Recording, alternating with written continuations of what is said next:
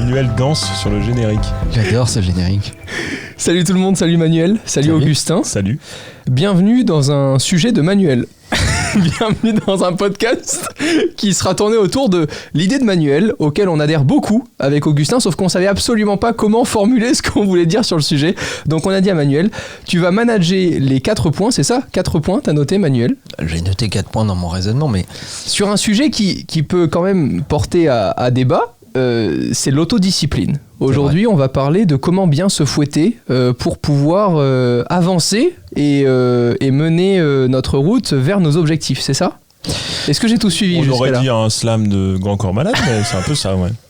Il y a de ça, la question de l'autodiscipline, elle est, je trouve, intéressante parce qu'on voit de plus en plus de gens qui se focus sur des ambitions, des objectifs et qui en même temps ne mettent pas en face l'autodiscipline qui va en face de ces objectifs et de ces challenges en fait. Ce que tu dis Manuel, ça me fait clairement penser aux gens qui changent de boulot par exemple, mais qui veulent un tout autre poste ou qui ont d'autres ambitions dans leur vie et qui ne vont rien changer dans leur quotidien. Ils vont garder le même quotidien de celui qu'ils avaient dans leur précédent boulot avec des objectifs qui sont totalement différents en fait. Les Américains disent un truc que j'aime beaucoup qui dit « shit in, shit out ». Si tu mets de la merde à l'entrée, tu auras de la merde à la sortie, pour faire simple. Oh, c'est pas mal. Ouais, ça mérite d'être clair. C'est pas très poétique, mais c'est pas mal. Non, c'est pas poétique du tout. Mais au moins c'est clair. Ah oui, on en est là. Oh non. On en est là. Donc... j'aime bien cette image parce que elle est assez claire et moi ce qui m'insupporte dans la vie c'est de voir des gens qui courent après des ambitions, des challenges et encore une fois on ne juge pas le niveau d'ambition, on ne juge pas le niveau de challenge. Ça peut être réussir un truc qui peut être tout à fait minime, etc. Comme réussir un truc immense, ultra ambitieux, etc. C'est pas le sujet.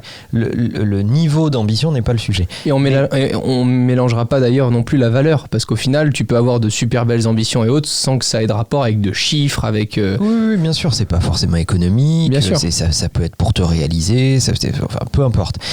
Mais ce qui est sûr... c'est que dès que tu formules une ambition, il y a en face un niveau d'implication, de discipline à avoir qui est mathématique. Tu peux être romantique par rapport à ça, tu peux te dire « Ah ben ça peut me tomber dessus, je vais y arriver par le plus grand des hasards, etc. etc. » Non. Mais non, en fait la réalité c'est que non, si tu ne fais pas preuve d'autodiscipline, en réalité quand tu parles d'objectif, tu parles d'un rêve. Mais ce qui est difficile, c'est qu'aujourd'hui, à part montrer le rêve, on montre pas derrière le rêve atteint toute l'autodiscipline qu'il y a dû avoir. Donc ces gens-là qui rêvent, comme les autres, d'atteindre des objectifs qui sont très grands, mais ils ont très rarement la réalité en face, parce qu'en fait on leur partage très peu. C'est très américain de partager les échecs, ce à quoi on a dû faire face pour réussir.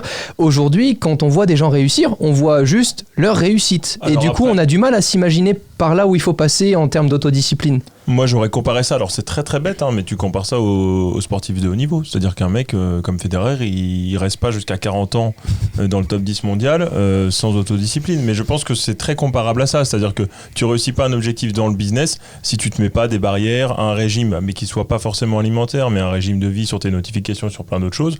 Je pense que ça se compare beaucoup. Ces mecs-là sont pas là par hasard et eux, à mon avis, l'autodiscipline, elle est 100 fois plus violente que ce que nous on imagine. Oui, d'ailleurs, pourquoi les bios des entrepreneurs fonctionnent, tu vois, la bio de Musk ou de Steve. J'adore, etc., je suis en train de la lire, la biographie de Musk, j'adore. Eh bien, c'est parce qu'on découvre un peu des coulisses. Ben oui. Et c'est vrai qu'on est dans une société du spectacle où on te vend avant tout le résultat. On te dit, ce mec est devenu connu, ce mec est devenu influent, cette meuf a du pouvoir, etc. Il y a des reportages Netflix maintenant. On fait des reportages Netflix pour mettre tout ça en scène. Big Flo et Oli, les deux chanteurs français là. Ouais, exactement. Chanteur, tu vas un peu loin peut-être, mais. Ouais, d'ailleurs, je suis pas du tout d'accord là-dessus. Ouais, bon, moi j'ai j'ai adoré. Moi j'ai du respect pour leur travail. Moi aussi. Mais du coup, j'ai regardé le reportage. J'ai été plutôt pas déçu parce que j'attendais rien, mais on va dire pas du tout estomaqué par les humains. Voilà. Humainement, je les ai trouvés d'une grande banalité. Voilà.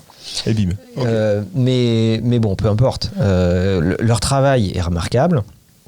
L'autodiscipline est folle aussi, parce qu'il y en a eu quand même énormément dans leur carrière. Beaucoup de travail. Et après, j'ai trouvé qu'il y avait beaucoup de choses enfantines. D'accord. Très enfantines. En fait. L'autodiscipline. Ça manquait de maturité. Voilà. Mais bon, peu importe. Là où je voulais en venir, c'est de dire que il n'y a pas de secret. On nous vend sans arrêt le résultat, mais on nous montre rarement les coulisses. On nous montre rarement le fait que derrière un geste juste, derrière la maîtrise d'un savoir-faire, il y en a 5000 etc., par jour qui sont faits depuis.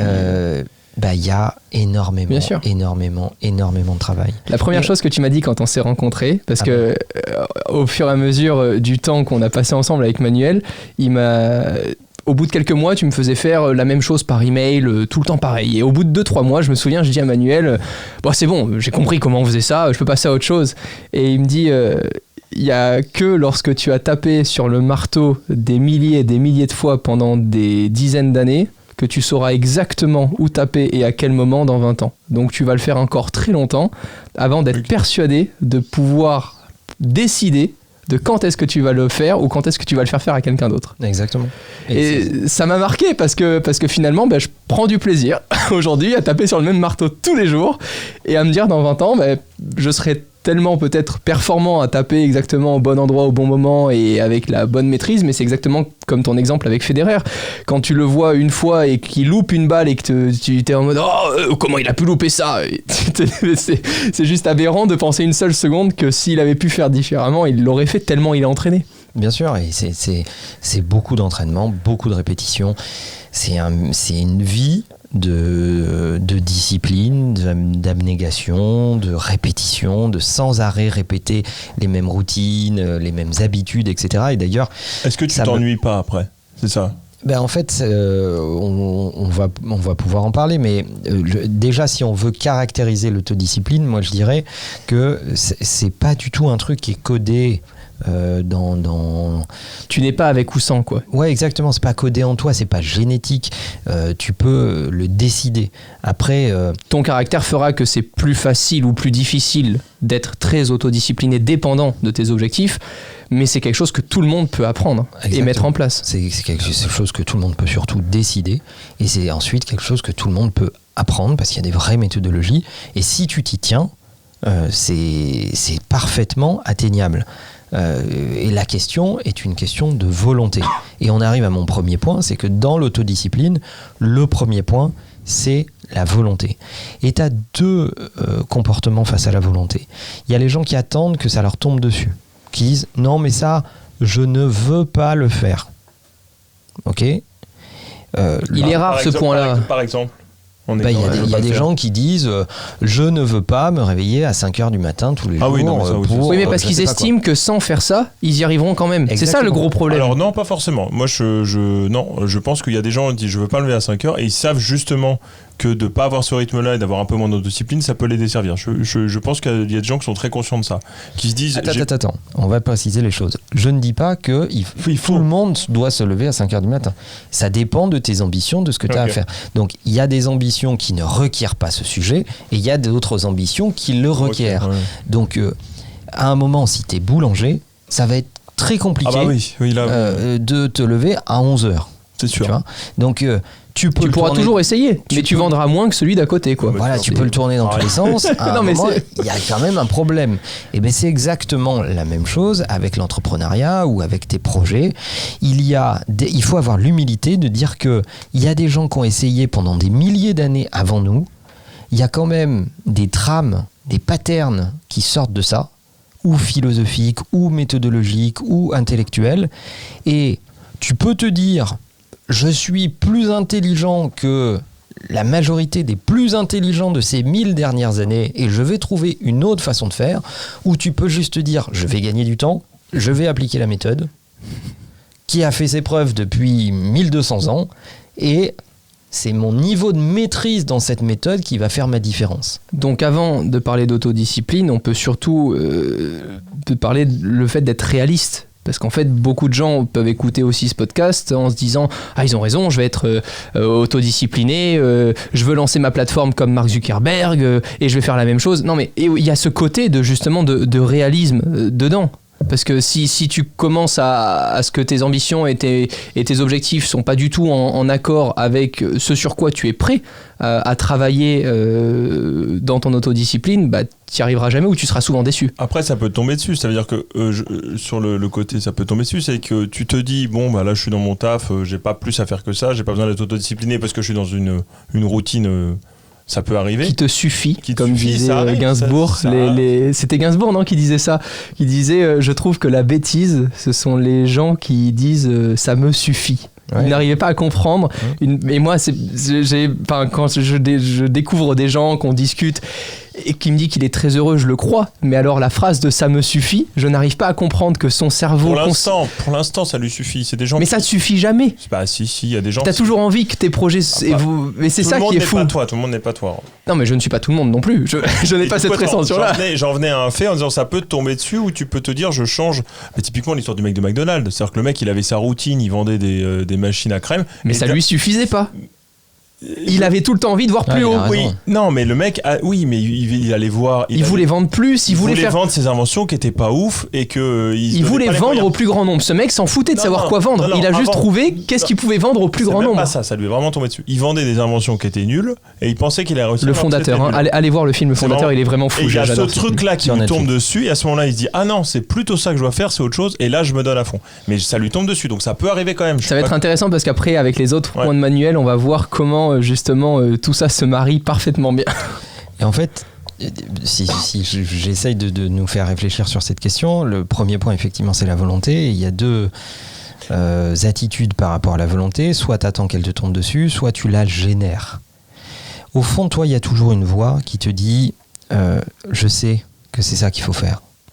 Je sais que je vais être plus performant pour préparer mon examen ou préparer mon épreuve si je vais me concentrer 2 heures à la bibliothèque plutôt que le faire chez moi avec mes notifs, mon téléphone qui sonne, la PlayStation allumée, la radio au fond, etc., etc. Tu le sais que aller à la bibliothèque, laisser ton téléphone dans la bagnole, ne pas être distrait, être concentré pendant 2 heures non-stop va produire plus de performance. Mais le plus ça dur. dépend des bibliothèques. Hein. Moi j'allais à la bibliothèque parce qu'il y avait des. Non mais d'accord, mais on va pas faire une théorie sur les bibliothèques. Le plus dur pour tout le monde dans ce cas de figure, c'est pas de le faire une fois dans la semaine, c'est de le faire tous les jours, pendant des années. Exactement. Et ne jamais attendre un résultat parce que tu vas tout le temps le chercher. Et ce que je veux dire par rapport à la volonté, c'est que à partir du moment où tu as compris ça, soit tu le fais, soit tu te dis je sais que c'est ce qu'il faut que je fasse, mais je n'arrive pas à le faire sans être stimulé. Et c'est ce qui fait de toi un entrepreneur ou pas.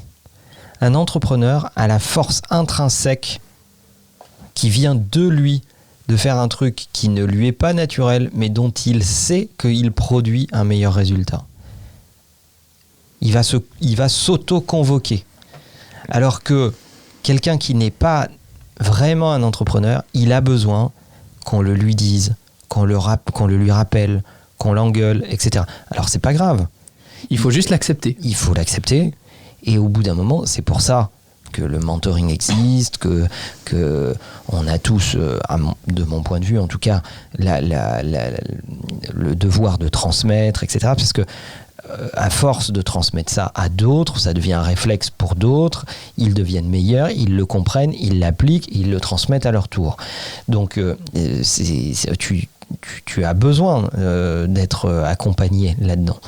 Les deux écueils, c'est de se dire bon, c'est bon, maintenant j'ai compris qu'on avait besoin de volonté et donc je vais l'avoir et je vais le faire à ma façon. Bon, le à ma façon est un problème, est un vrai problème. Il y a pas, ça marche pas comme ça en fait. C'est soit tu l'as pas, mais il n'y a pas à ma façon. En Exactement. Fait. Et ensuite il faut avoir l'humilité de dire bon bah là, pendant un certain nombre d'années, j'ai besoin qu'on me mette des coups de pied au cul, qu'on me le rappelle, etc., parce que c'est pas encore naturel. Je n'ai pas la maîtrise de ce geste naturellement. C'est un geste technique, ça s'apprend. Tu vas pouvoir l'exécuter, tu vas pouvoir avoir besoin de feedback, tu vas avoir besoin qu'on te corrige ton geste, etc., avant qu'il devienne naturel. Et il y a des gens que t'en as marre de corriger parce qu'ils comprennent pas la 10e fois aussi. Exactement. Mais C'est un peu ça le problème du truc, c'est cool. C'est ce que j'ai l'habitude de dire quand tu fais une erreur une fois, c'est super. Quand tu reproduis la même erreur, ça s'appelle un choix. Ok. Voilà. Donc voilà, c'est comme ça aussi que tu peux trier tes élèves. Au-delà de la volonté pour son propre projet, je pense que, et c'est comme ça que à peu près tous nos podcasts se rejoignent, c'est qu'il faut surtout aussi avoir la lucidité de se dire je n'ai peut-être pas l'entourage pour m'accompagner vers mes objectifs, pour m'accompagner dans la volonté que je vais déployer, parce que si aujourd'hui, toi qui nous écoutes, tu as une volonté de folie, tu rentres à 19h, tu as envie de bosser jusqu'à 1h du mat, et qu'à côté, tu as ta femme ou ton mec, ou tes enfants ou autres qui te rappellent toutes les 2 secondes que t'es pas assez avec eux, que t'es pas assez avec eux, que t'es pas assez avec eux, il y a peut-être un moment où il faudrait revoir aussi ton planning dans la journée, ta façon de faire les choses pour accorder du temps correct aux gens autour de toi, sans forcément que ça n'ampute sur tes objectifs et sur la volonté que tu as de travailler. Je sais pas où sont les putes dans cette affaire, mais j'ai pas osé moi, tu vois, j'ai hésité à la faire, puis je me suis dit c'est pas très drôle. Bah, si. Le temps, tu peux toujours le prendre. Je déteste les gens qui me disent j'ai pas le temps. Non, tu n'as pas envie de prendre le temps. Voilà. Tu n'as pas envie de le prendre, mais le temps, tu peux l'avoir parce que, et je vais parler très crûment, quand c'est pour ton propre plaisir et que tu as envie de t'accorder, tu fais ce que tu veux, tu penses à ce que tu veux, mais vous aurez compris, tu le prends le temps dans ta journée. Si tu as vraiment envie de le faire, tu le prends. Donc que tu passes une demi-heure à te faire plaisir tout seul ou que tu passes une demi-heure à travailler sur tes objectifs et la volonté de faire ce que tu dois réellement faire pour aller vers tes objectifs, le temps, tu l'as, n'importe qui l'a. Quand je vois les reportages avec, excusez-moi, hein, mais Bill Gates qui se balade en forêt tous les matins pendant 1 heure, oui, on en sans parlait rien, la dernière fois, le mec d'Amazon qui... C'est fabuleux. Ouais. Le temps, ils l'ont. Tout le monde a le temps maintenant. Comment est-ce que tu gères ? Alors, c'est sûr que si tu as encore plein de petits trucs techniques qui te sont posés dans la journée parce que tu n'as pas su déléguer, parce que tu n'as pas su correctement manager tes équipes, tu ne trouves jamais le temps. Mais la vérité, on va se la dire telle qu'elle est, c'est que il faut avoir de la lucidité sur son contexte et son environnement. C'est-à-dire que c'est très difficile pour les gens d'admettre qu'ils ont un contexte qui est inadapté.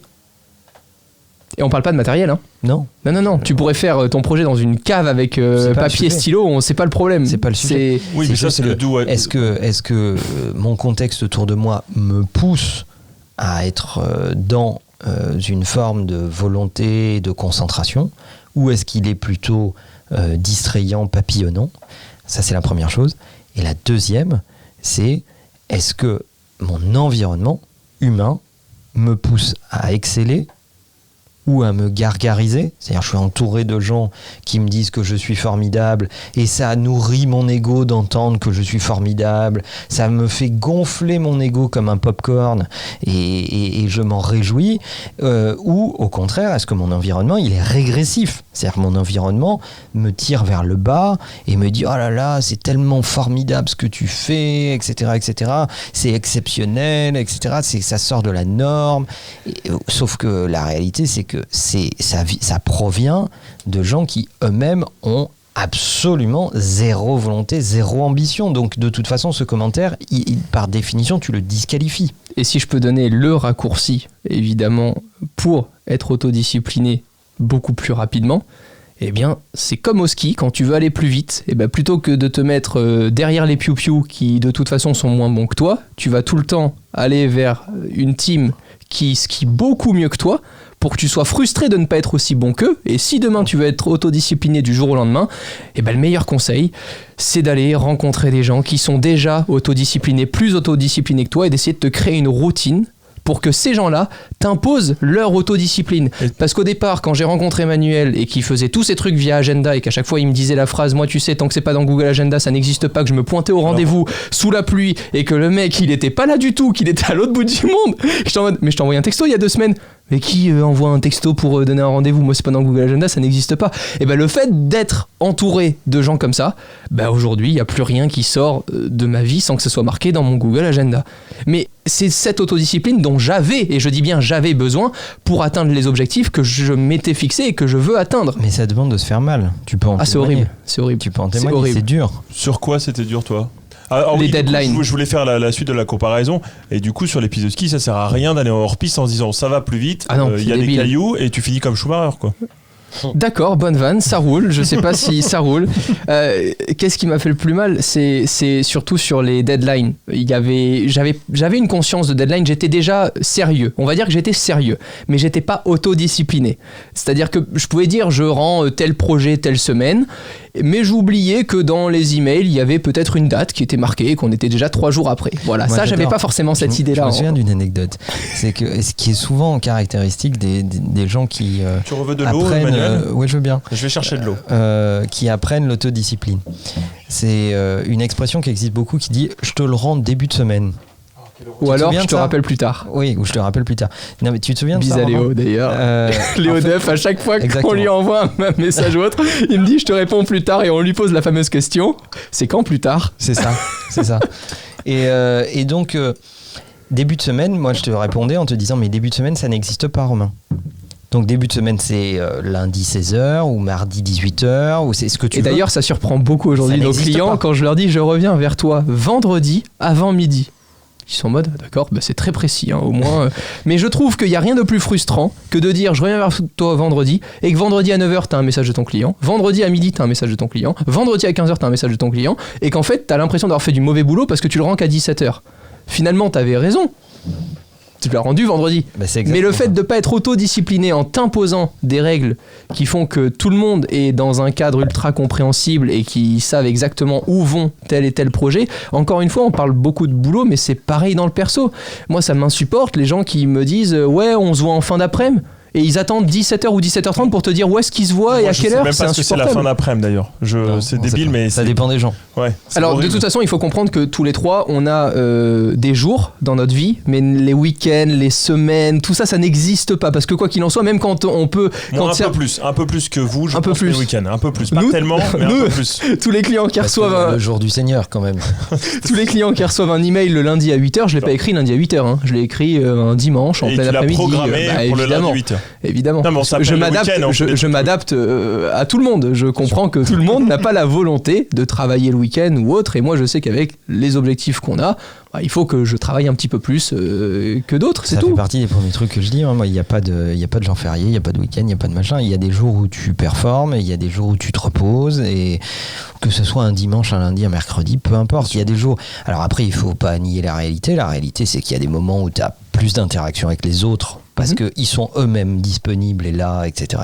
Donc il y a des plages d'interaction sociale et il y a d'autres plages où tu peux quand même bosser, même s'il n'y a pas d'interaction sociale, mais qu'on soit dimanche, samedi ou je sais pas quoi, on s'en fout. Et l'autodiscipline, ce n'est pas d'être à la merci des autres. C'est pas parce que pour réussir ton objectif, tu dois absolument travailler avec cette personne et que cette personne t'envoie un mail un dimanche et que tu n'avais pas choisi de répondre un dimanche à un email ou à 2h du matin, le fait d'être autodiscipliné, c'est réussir à se regarder droit dans la glace en se disant non, mon moment pour répondre à ce sujet, c'est telle heure, à telle date. Que ça lui convienne ou pas, c'est ma règle. C'est comme ça que je veux travailler pour arriver là où je veux. Avec Romain, on est discipliné là-dessus. Dans l'agenda, quand je réponds pas, j'ai marqué Augustin absent pendant le week-end. Et quand il n'y a pas marqué, en général, ça m'arrive d'avoir des messages le week-end. Pour autant que je l'appelle pas. C'est pas pour autant que tu m'appelles pas, mais quand même. Mais je sais qu'il y a une excuse. Voilà. C'est vrai qu'avant, on faisait pas du tout ça. Avant, on s'appelait tout le temps. C'était horrible. On pouvait s'appeler 3-4 fois par jour. Alors qu'au final, un bon call en fin de journée de 10 minutes, ça suffit amplement pour régler tous les problèmes de la journée. Voilà. On a même mis en place maintenant un point hebdomadaire avec l'équipe pour faire le point sur tous les sujets. On le fait une fois dans la semaine, plus besoin de le faire. Et du coup, on gagne du temps. Sinon, tout le monde s'appelle tout le temps, c'est insupportable. C'est pas la réunionnite non plus, en mode on fait des réunions, on va faire de la créa, c'est génial, et il y a tout le monde qui est là, quelle horreur. Non, là, c'est vraiment, on a déjà les points avant, on sait de quoi on va parler, et ça dure 10 minutes. Et pour revenir à ce premier point qui est la question de la volonté, il est étroitement lié à la question de la tentation. C'est-à-dire que si tu te connais toi-même, si tu connais le niveau de travail que tu es obligé de mobiliser pour avoir cette volonté, cette autodiscipline, tu connais aussi les tentations qui peuvent te faire dévier ou dévisser. Il est beaucoup plus facile d'éviter la tentation que d'y résister. C'est une évidence, c'est frappé au coin du bon sens. Donc, à partir du moment où tu connais... Ne garez pas une Formule 1 en bas de chez moi, effectivement, je risque de moins travailler. Par exemple. Donc, à partir du moment où tu connais tes tentations, évite-les. Évite-les. à partir du moment où évidemment tu nourris ton ambition, tu as envie d'avancer, etc., etc. Donc évite ces tentations-là, tout simplement, au lieu d'essayer d'y résister. Si tu t'exposes à ces tentations et que tu essayes d'y résister, c'est vachement plus difficile. Et comme tu es un humain, à un moment, tu vas finir par craquer, ou ça va être difficile, donc, ou tu vas te faire souffrir. Donc, le plus simple, c'est de les éviter. Et ça, c'est un truc qu'on ne dit pas assez. Mais si tu as un petit peu d'introspection, si tu te connais un minimum, eh bien, mets-toi dans une configuration qui va maximiser ta volonté et qui va te permettre de ne pas être dans le mal, dans la souffrance, de résister à telle ou telle tentation. Essaye juste de faire en sorte qu'elle ne soit pas dans ton environnement le plus proche. Et le plus difficile en général, c'est le début, parce que ensuite, une fois que tu as pris cette habitude-là, généralement, ces tentations ne reviennent pas vers toi quand tu te les as évitées pendant 1 mois, 2 mois, 3 mois. Je prends l'exemple de quelqu'un qui sort beaucoup, par exemple, et où ses objectifs ne collent pas avec le fait de sortir beaucoup. En ce moment, c'est pas mal, il n'y a pas de tentation. Voilà, on en évite beaucoup. Là-dessus, c'est sûr qu'une fois que tu sors plus pendant 1 mois ou 2, tout ton entourage va beaucoup moins t'appeler pour sortir. Mais le plus dur, c'est le début. C'est sûr qu'au début, ça va être compliqué parce que tous les 2 jours, tu vas recevoir une propale pour aller faire la fête. Alors, mon deuxième point, c'est... on est qu'au deuxième. On est qu'au deuxième. Ah, d'accord. Mon deuxième point, c'est la motivation. Alors, du coup, quelle est la différence entre volonté et motivation ? Parce que pour moi, c'est pas très éloigné. C'est pas très éloigné, sauf que la motivation, c'est... Enfin, si on doit distinguer les deux, la volonté, c'est... J'ai véritablement envie d'arriver quelque part, on est sur une espèce de roadmap, etc., etc. La motivation, c'est tous les jours je fais quelque chose. Tous les jours, tu vois, c'est ce qui te permet d'être autodiscipliné. Parce que tu peux pas être autodiscipliné si t'es pas motivé, un minimum au bout d'un moment. La motivation, c'est ta dose de satisfaction quotidienne. D'accord, j'ai compris. Qui fait que ça sert ta volonté étant sur un espace-temps un peu plus large, un peu plus loin. C'est en général. Voilà. Et la question de la motivation, elle est intéressante parce que t'as des gens qui te disent « Ah bah aujourd'hui, je suis pas motivé ». Oh, je l'ai tellement vu cette phrase au début. Oh, aujourd'hui, je suis pas motivé. Oh là là. Et demain non plus, tu verras. Demain, tu seras pas du tout motivé. Pourquoi ? Parce que t'es viré. Salut. Mais c'est un peu ça. C'est un peu ça. Et la question de la motivation, elle est terrible parce que t'as des gens qui attendent que la motivation leur tombe dessus. Comme la misère sur le monde, en fait. Parce qu'ils espèrent qu'un jour, ils vont prendre un truc entre les mains qui sera un peu plus sympa que d'habitude. Faut t'obliger à te poser en fait. Du coup, ils arrivent à faire des trucs qui leur plaisent ou qui leur sont plaisants ou satisfaisants. Mais ça, c'est très humain, Manuel. On peut pas l'enlever. Non, c'est super. L'être humain a besoin de se dire que c'est un minimum amusant pour le faire. Sauf que moi, ce que je dis, c'est il faut mettre les choses dans un autre ordre. Ta motivation doit provenir du fait que tu as fait des choses que tu n'avais pas envie de faire, absolument pas envie de faire, et qui ont produit des résultats que tu n'attendais absolument pas. Et ces résultats, du coup, te motivent. La motivation, c'est pas... On dirait qu'il fait la météo à chaque fois. Non, mais ça me rappelle un exemple pour moi, c'est tout. C'est que je me dis, avant, j'avais zéro motivation fin de mois, faire les factures et tout. Ça me saoulait parce qu'il faut... C'est débile, mais il faut être bien cadré et tout. Je fais tout. J'ai pas d'application, j'ai fait... Mais... Et du coup, j'ai pris un comptable. Non, même pas. Je me suis organisé avec un vrai truc avec des trucs préfaits et tout. Maintenant, je mets 4 fois de moins de temps qu'avant et ça me fait plaisir de les faire. Alors que je détestais ça. Et un jour, je me suis dit, je me motive. Ça, c'est vrai. Je m'oblige à bien les faire une fois et après, ce sera plus facile. Et effectivement, maintenant, c'est plus un problème. Mais ça va même plus loin. C'est-à-dire que, en fait, à partir du moment où tu as défini un niveau d'ambition, il faut comprendre que tu vas devoir faire des choses que tu n'as pas envie de faire. Ouais, ça, c'est la vie. Donc, c'est comme ça. On fait pas que. C'est pas la vie de tout le monde, Manuel Augustin. Il y a toujours des gens, tu fais toujours des choses qui te plaisent pas, franchement, c'est pas possible. Mais c'est pas la première chose à laquelle pensent les gens quand ils veulent réussir. En général, ils veulent réussir pour atteindre directement le truc qui va leur plaire. C'est ça qui.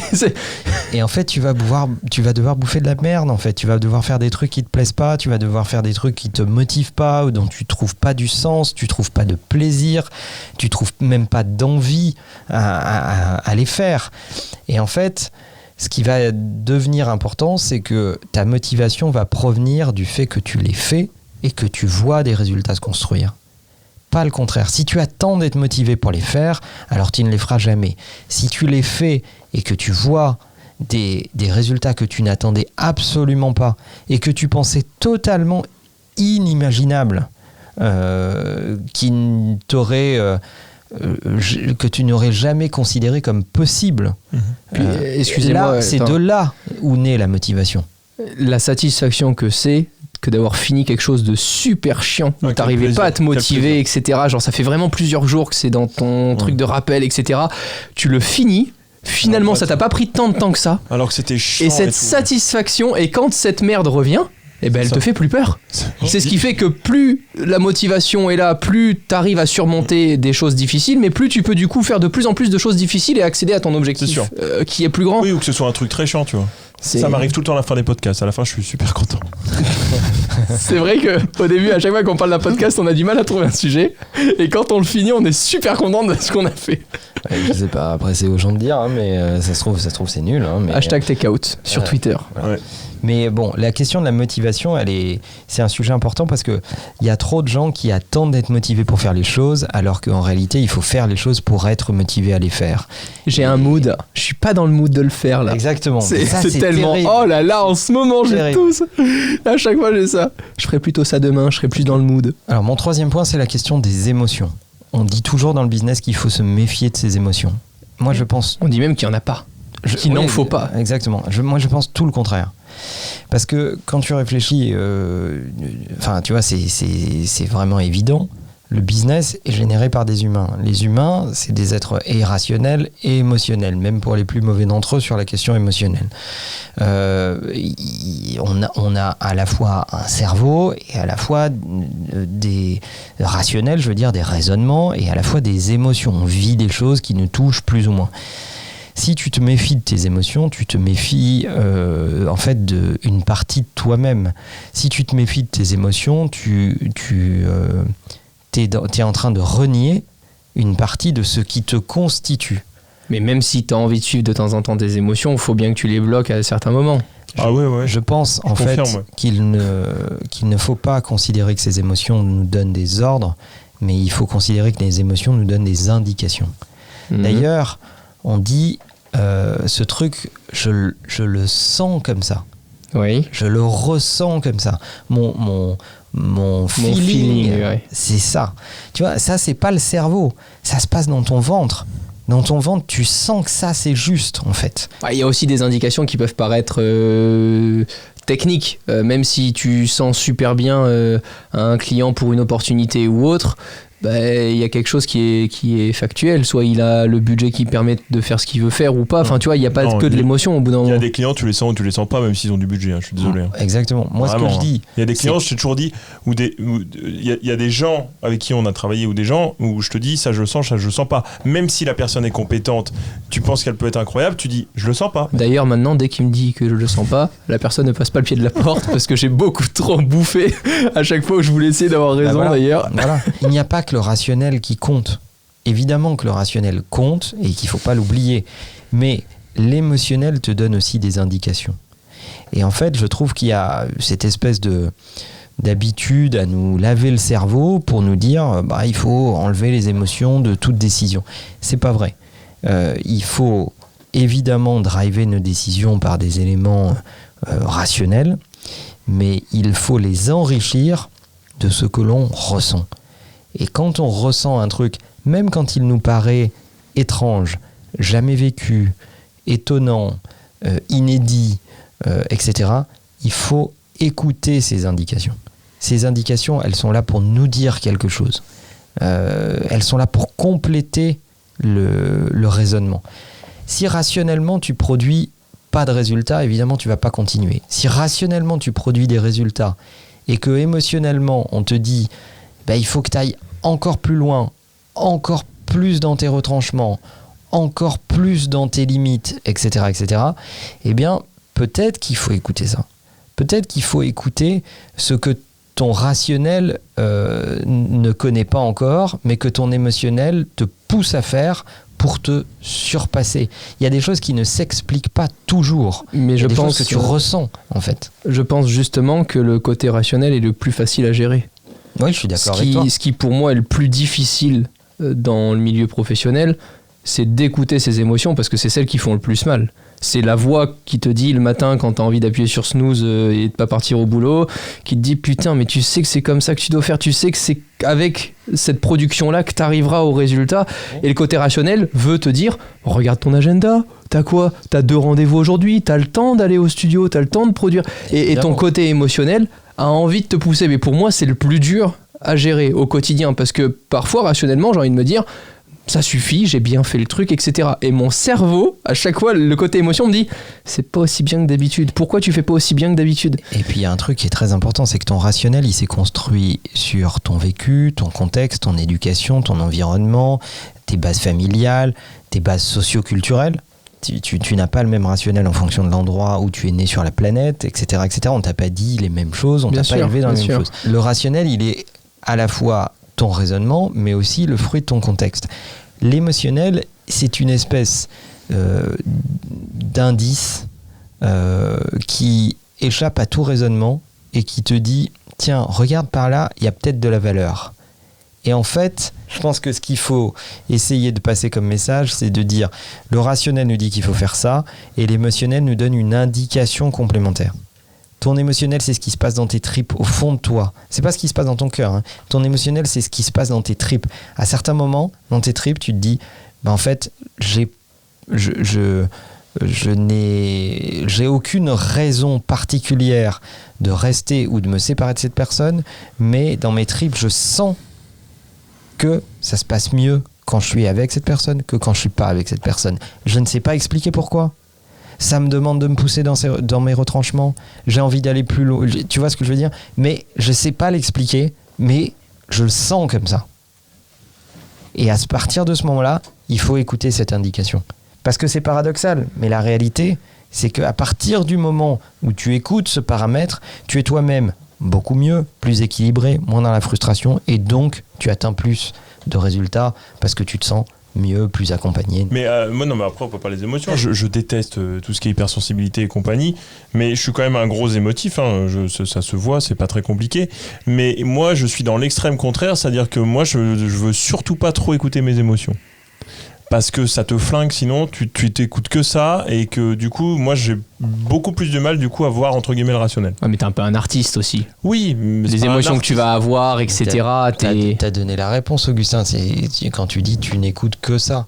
En fait, il ne faut pas écouter que ça. Non. Il faut écouter et le rationnel et l'émotionnel. Il faut que le rationnel produise des résultats. C'est ça. Est-ce que avant, tu n'avais rien, maintenant, tu as atteint des résultats, il y a des choses qui se sont passées, tu as fait des trucs, factuellement, il s'est passé des choses, et en plus, ton émotionnel te dit, et en plus, j'ai besoin de ça, j'ai besoin de cette personne, j'ai besoin de ce truc, parce que émotionnellement, je me sens mieux. Après, je le pose en question, et quand mais j'ai tu déjà la réponse. combines les deux, c'est là où la magie opère. C'est quand tu combines les deux. Quand tu fais la négation ou du rationnel ou de l'émotionnel, eh ben t'es dans la frustration. C'est-à-dire que tu te dis ah ben merde, j'ai pas les résultats, j'ai pas, etc. Ça c'est le rationnel. Ou j'ai pas l'équipe que je veux, la personne que je veux, la personne qui est importante pour moi, qui m'est chère, etc. Qui peut-être n'est pas exactement dans la configuration que j'attendais, mais la réalité c'est que quand elle est là, ça se passe bien, et quand elle est pas là, ça se passe moins bien. Et ça c'est pas rationnel, c'est plutôt émotionnel. Donc ce qu'il faut, c'est écouter les deux indications. À partir du moment où tu en oublies une, tu es un peu amputé. Ouais, mais je pense que c'est... Enfin, perso, c'est mon problème. Hein. C'est que c'est soit l'un, soit l'autre. Moi, je pense qu'on est plus contraire. Toi, t'es plus dans le rationnel, et moi, je suis vraiment plus dans l'émotion. Quand je suis dans l'émotion, je suis que dans l'émotion, et je fais n'importe quoi, parce qu'il n'y a aucun côté rationnel qui vient me ramener à la réalité. Et quand je suis dans le côté ultra rationnel, bah, je passe pour un connard. Pour un robot. C'est pas pareil qu'un connard. Un robot plus un robot qu'un connard. Ouais, mais... Ou un connard robot. D'un autre côté, il faut compléter avec le 4e point. Le 4e point, c'est beau, merci. C'est, belle transition, c'est la question des résultats. Les gens qui sont obsédés par les résultats, ça pose deux questions. Le premier, c'est à force d'être obsédé par le résultat, les éléments factuels, que les résultats, etc., on finit par oublier de prendre du plaisir sur le chemin qui construit le résultat. Or, ce qui fait que le résultat est exceptionnel, c'est que la route est exceptionnelle. Ce qui est important, c'est le chemin, plus que le résultat. Là où tu apprends le plus, c'est sur le chemin. Ah mais ça c'est la maturité qui fait Plus que sur le tu résultat. arrives à le comprendre, parce que je suis incapable de comprendre ça aujourd'hui, Manuel. Non, c'est pas vrai, puisque tu le comprends déjà. Alors, je te donne un exemple avec ta chaîne YouTube. Hein. Juste, quand tu fais. Il y a eu une période là où c'était compliqué, il n'y avait pas trop de vues. Bah, tu te faisais quand même kiffer à faire des vidéos. Qu'est-ce que tu t'en fous du résultat? C'est un peu ça. Hein. Je prends l'exemple pour ta chaîne. Ouais. Mais si, c'est ça, parce que ça a duré longtemps, c'est pas facile. Tu dis merde, il n'y a pas de résultat, mais pourtant tu continues à te faire kiffer à faire des vidéos. Ouais, mais du coup, j'attends les résultats sur d'autres projets. Oui, mais J'essaie, mais. Mais t'as quand même Tu pas de trouves résultat. pas? Non, je trouve pas. Je trouve qu'à un moment, tu comprends, et je pense que tu as compris d'ailleurs, que aujourd'hui, ce qui compte, c'est ce que tu apprends along the way, sur le chemin. C'est pas tellement ce que tu... C'est Jean-Claude Van Damme de temps en temps, Manuel, avec moi. Celui-là, il m'a fait beau, et celui-là, il m'a Il fait était beaucoup génial, rire. celui-là. Celui-là, il était vraiment... Along the way. Parce que c'est plus beau en anglais, en fait, je suis désolé, mais c'est Sur le chemin, c'est un peu moins un vendeur. Ouais. Voilà, c'est ça, c'est exactement, c'est ça qui est intéressant. Et après, le deuxième élément, c'est que c'est les gens qui sont des contemplatifs. C'est-à-dire que ça y est, ils ont un résultat, et du coup, le résultat est là. Ils vont le contempler pendant une éternité. Ouais, ils se branlent avec, quoi. Par exemple, voilà, c'est plus clair. Et au lieu d'être directement en train d'enchaîner sur le prochain, à partir du moment... Ouais, mais c'est super frustrant.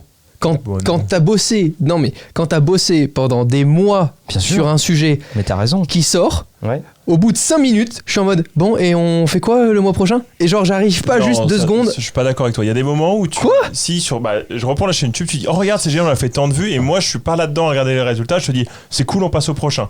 Et sur ta chaîne. Pour les vues, c'est rare que les gens s'imaginent pas que je suis en train de me branler sur des vues, j'en ai vraiment rien à foutre. Non, mais hein. tu regardes quand même un peu, t'es là, ouais, c'est bien et tout, et moi je suis déjà passé à autre chose. Toi, là-dessus, on n'est pas. Je pense que ça dépend du domaine. Mais sur des gros projets, je suis le lendemain, je suis sur autre chose. Mais parfois, j'aimerais bien profiter un tout petit peu plus du résultat. Non, faut Bah pas. non, et à C'est partir horrible. du moment où tu remets les choses dans l'ordre, tout va beaucoup mieux. C'est-à-dire que si tu acceptes que ce qui a été le plus intéressant, c'est le chemin travaillé pour obtenir ce résultat, eh bien tu te dis, bah, le chemin il a duré longtemps. Ça s'est passé dans l'obscurité. Hein. Ça, personne n'en parle, parce qu'en général, quand tu fais un projet, tu le fais dans le plus grand des secrets, etc. Puis le jour où il sort, tout le monde est là à te féliciter, mais la réalité c'est que Ça fait tu 6 mois dois que t'es dessus. déjà être sur le prochain. Et puis t'es déjà sur le prochain, et tu regardes du temps quand ça sort, t'es déjà sur le prochain. Mais c'est ce que je dis. Ouais. Mais c'est que parfois j'aimerais juste profiter un petit peu plus. Comme le grand public qui regarde le projet qui arrive, de temps en temps j'aimerais me poser en me disant oh c'est joli et T'as tout. ouais, Et- profiter, T'as pas faire les une moyens, avant- t'as Si. pas les moyens d'être contemplatif, parce que si t'es contemplatif, t'es à l'arrêt, et si t'es à l'arrêt, t'es pas en train de travailler sur la suite. Mais c'est plus ça, fort que la moi, hein, question. c'est comme ça. Ça je sais que c'est comme ça. Mais parfois j'aimerais bien savoir ce que c'est que de se poser. Je sais pas ce que c'est. Mais parce que c'est pas ta vocation, c'est pas ta mission. Voilà, t'es pas Parce que fait pour ça. c'est pas ton habitude de C'est te pas- poser par moment. T'es pas fait. T'as pas l'habitude. Voilà, tu peux le faire quelques minutes, tu peux regarder, tu peux te dire bon ok, bah, c'est cool, tiens regarde, ces 5 dernières années, voilà, ma trajectoire elle est plutôt comme ça, etc. Mais au bout de 5 minutes, faut passer à autre chose. Tu peux pas Parce te que si déconnecter. tu es vraiment. dans le contemplatif à fond et que tu commences à te dire putain, cette dernière année, j'ai quand même fait tout ça, il m'est arrivé tout ça, etc., eh bien, du coup, t'es pas dans l'action de la suite, et donc tu hypothèques complètement, toi-même, par ton inaction, tu hypothèques le fait que ça dure, et donc tu maximises le fait que tu vas rechuter. Et avec tes équipes, par exemple, est-ce que pour tes équipes qui, elles, n'ont pas les mêmes objectifs que toi, n'ont pas les mêmes missions que toi, est-ce que tu tâches de prendre un petit peu plus de temps pour les féliciter d'un projet qui vient de sortir, pour essayer de leur faire profiter un petit peu plus à elles, à ces équipes qui ne sont pas du tout dans le même objectif que toi, ou quoi qu'il en soit, les gens autour de toi subissent ta vision des choses et ta façon de... Non, c'est important pour les équipes de se rendre compte qu'elles ont fait quelque chose d'important, etc. Mais Pas trop longtemps non plus. voilà. D'accord. Ok. Et c'est pour ça qu'il y a des managers entre les équipes et moi. Parce que Il y a une personne qui est faite pour caresser les gens et... Pas qu'une, il y en a plein. Ouais, Il y a des plein. managers équipe par équipe qui prennent du temps, qui célèbrent, qui vont s'arrêter, etc., et qui vont prendre le temps de décortiquer, de féliciter, etc. Voilà. Mais quand on se dit qu'il y a urgence, que le temps passe à une vitesse folle, que finalement personne ne nous attend et qu'on a beaucoup d'idées, beaucoup d'ambitions, on se dit qu'on est toujours en retard. À partir du moment où on se dit qu'on a du temps et que le temps est inépuisable et que le temps est une ressource inépuisable. Il y a énormément de gens qui ne s'en rendent pas compte, Manuel. Eh bien, il y a plein de gens qui... On a les moyens d'être contemplatifs, on a les moyens de s'arrêter, on a les moyens de dépenser ce temps à regarder, etc. etc. Moi, je considère que le temps est la ressource la plus précieuse dont on puisse disposer. Et c'est pas bien ou mal d'être contemplatif, de prendre le temps, de vivre, etc. Il faut simplement que ça soit en adéquation avec vos objectifs. Et vous pouvez pas demain prétendre vouloir être comme un entrepreneur qui a dû sacrifier beaucoup de choses dans sa vie tout en voulant aller jouer au foot 4 heures par jour pour vous amuser et prendre du bon temps avec vos copains. Ça collera pas au quotidien que vous devez mener. Mais c'est pas pour autant grave, il faut juste être lucide. Exactement. Et moi, je pense que c'est le plus compliqué, c'est la lucidité. Si je devais le résumer, je dirais voilà, essayez de mettre en phase ce que vous faites, le niveau de discipline que vous mettez dans votre vie avec le niveau d'ambition que vous mettez dans votre vie. Et arrêtez de vous plaindre que vos ambitions ne sont pas atteintes si vous ne mettez pas la discipline qui va en face. On obtient les choses dans l'effort. La vie, ça pique, c'est compliqué, c'est douloureux. Et on obtient des résultats différents de la moyenne à partir du moment où on utilise des moyens différents de la moyenne. Donc si on est capable de produire plus d'efforts, d'aller au-delà de ses limites, d'aller au-delà de ses difficultés, d'aller au-delà de ses blocages, d'aller au-delà de ses peurs, alors on obtiendra des résultats différents. Et il se trouve que c'est formidable, parce que quand on le fait, ça peut être agréable. Même un truc chiant, c'est ce que je disais tout à l'heure, même un truc chiant, ça devient agréable. Même un truc dont on n'a absolument pas envie à la base, ça peut être parfaitement agréable. Il faut juste le faire. Et quand on le fait, on se rend compte que c'est pas mal, que c'est plutôt cool, et que du coup, on obtient des résultats différents. Si on veut pas des résultats différents, si on veut les mêmes résultats que la moyenne des gens, si on veut les mêmes résultats que la moyenne des gens qui nous entourent, alors on n'a pas besoin de produire tous ces efforts, toute cette autodiscipline-là. Et c'est pas un problème, il faut juste l'admettre. Voilà, c'est exactement. Tout. Merci Manuel, merci Augustin. Merci Romain. À très vite dans un prochain Take-Out. D'ici là, on se parle évidemment sur Twitter avec le hashtag Take-Out. Ciao tout le monde. Au revoir.